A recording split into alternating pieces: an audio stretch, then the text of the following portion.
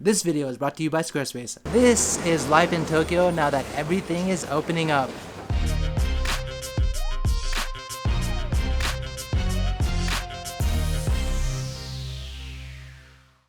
So I'm finally back after a short break, and I just wanted to get back and show you what's really going on in Tokyo. As many of you know, my son was recently born on May 25th, and that's actually the time that Tokyo lifted its state of emergency. So things here in Tokyo are starting to open back up, and I wanted to take this time in this video to kind of show you what's actually happening here in Tokyo. It's mid-July right now, and you can see behind me that stores are starting to open up. In fact, I'll be taking you all throughout Tokyo, showing you all of the popular tourist destinations, and we'll be ending up in Shinjuku in the evening to show you what it's really like there. But before we start, if you want to see what I'm doing on the daily, check out my Instagram account, and if you want to help support the channel, check out the Tokyo merch. Alright, let me begin this tour of Tokyo.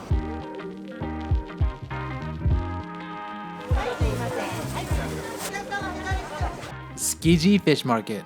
The Tsukiji Outer Fish Market is one of the most popular tourist destinations in Tokyo. Early on a summer Saturday morning, this place is usually brimming with tourists and locals wanting to experience all the delectable treats. But since Japan has international travel entry bans for more than 120 countries, these days you'll only find domestic tourists and locals. Let me ask one of the local shop owners how business is doing these days.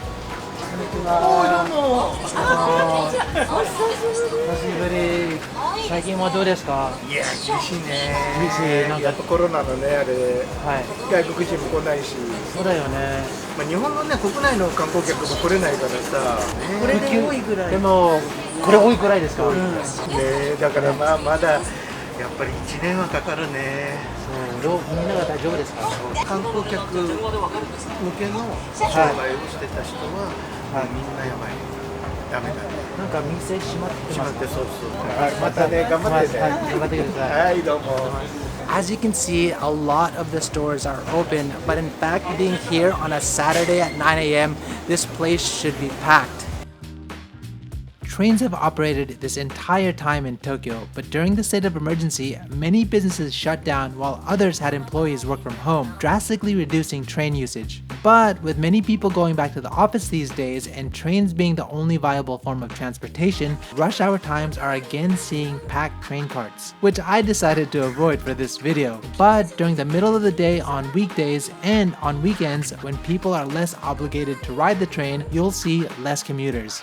Asakusa. Since many flights from overseas these days have been cancelled or banned, what you'll find is that many of the tourists here are all here locally. Another prime destination, Asakusa is a place where many tourists and locals come to experience Japanese culture, food, and even an amusement park. Many of the shops are open, but some locals are still being careful of unnecessary travel. In fact, throughout this entire time, Japan has never forced a lockdown of its citizens, but have only strongly recommended it. How does this compare with your country, and do you think these new policies are justified? Let me know in the comments. So we're in Asakusa's Hoppy Street, and many people come here on a Saturday to drink. As you can see, is that there's a lot of tables set out, but not a lot of customers. In fact, many of the customers who come here on a Saturday and a Sunday come here to drink and gamble on the horses.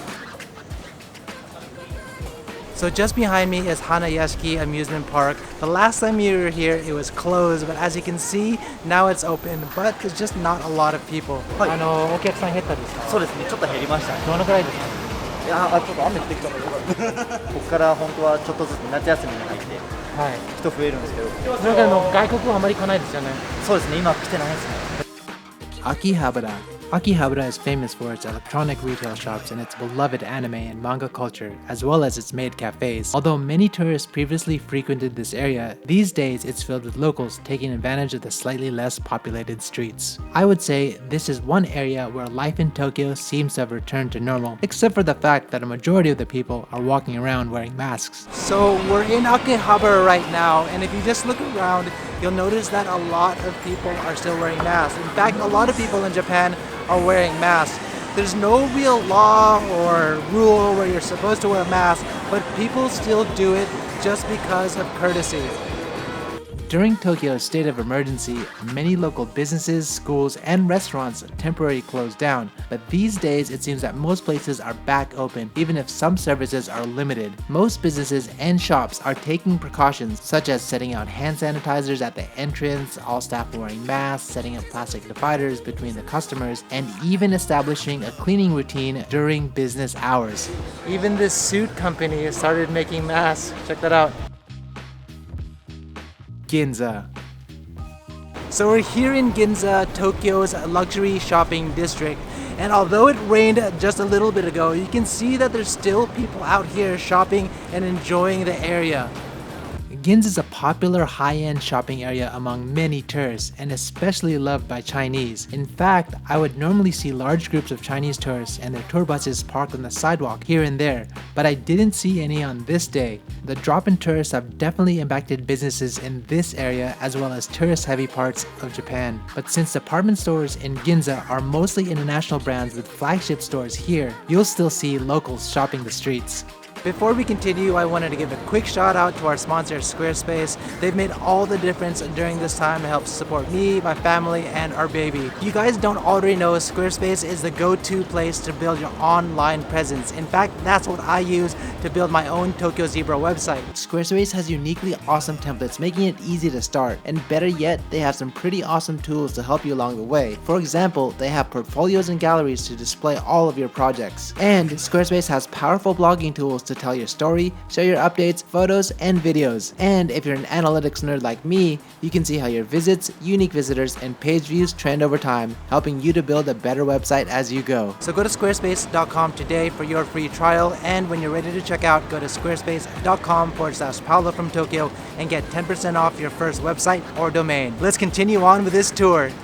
Tokyo Tower. So we're just in front of Tokyo Tower, and just like a lot of amusement areas and landmarks, they've actually opened back up here in Tokyo and a lot of places throughout Japan. Although a lot of them have opened up, they still have far less customers visiting than they would normally during this time. Some of the people have actually told me that the customer base has reduced up to 50%, and some places even more. How does that compare to your country with people visiting landmarks and tourist locations?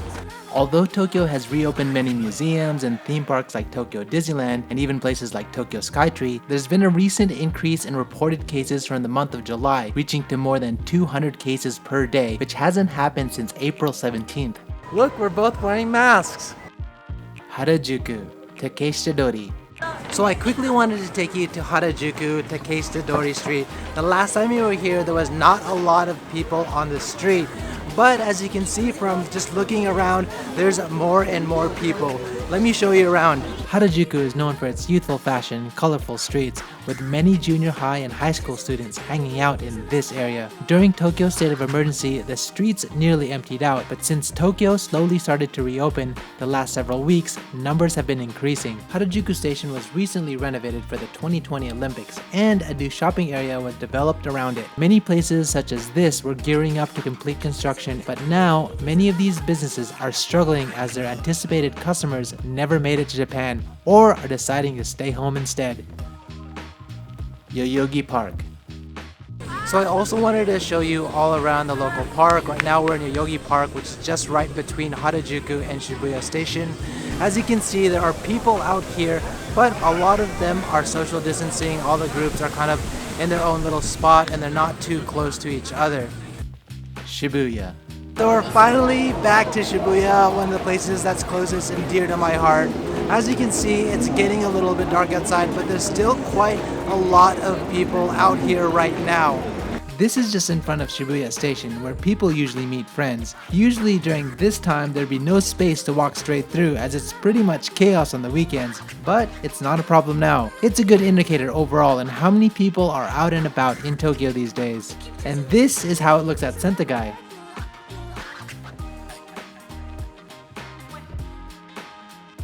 So walking around, it feels like a little bit less people, but personally, it feels like a little bit more than it should be. Let me show you exactly how it feels at the crossing. This is definitely not your Saturday night scramble crossing numbers, as it's easy enough to cross the street without bumping into anyone, but maybe a challenge to properly social distance. Shinjuku, another major transportation hub in Tokyo, just north of Shibuya where many locals and tourists gather. Shinjuku though has a special nightlife area where I'm taking you tonight. So it's been such a long day. We finally made it to Shinjuku. It's just after 7:30 and we're in the Kabukicho area, the heart of Shinjuku, also known as the red light district. Let's look around a little bit and let me show you what the nightlife is really like right now. A recent trend in Tokyo showed that a majority of the reported cases were people in their 20s and 30s, and the Kabukicho red light district becoming a major source of these cases. Clusters have been found among Kabukicho's host and hostess clubs, so although Tokyo is officially reopened, only time will tell if reopening Tokyo was the right move. We should see in the next month if Tokyo residents will be able to reverse the recent surge on its own, or if the Tokyo government will again step in and strongly request its residents to close down businesses and stay inside. Omoide Yokocho. Omoide Yokocho is another ultra-popular eating and drinking street in Shinjuku where many locals frequent. On a Saturday, this place would be packed, but these days it appears that many customers are avoiding going out unnecessarily in the evenings, especially to confined spaces such as bars and restaurants, despite businesses reopening. Alright, so that concludes our tour of Tokyo. Let me know how it compares to your country, how you guys are dealing with a pandemic, our stores opening, our restaurants opening. Let me know all of that in the comments below. Also, if you like this video, help me out, hit that like button. If you want to see what I'm doing on the daily, check out my Instagram account. Special thanks to Newton for helping me film today.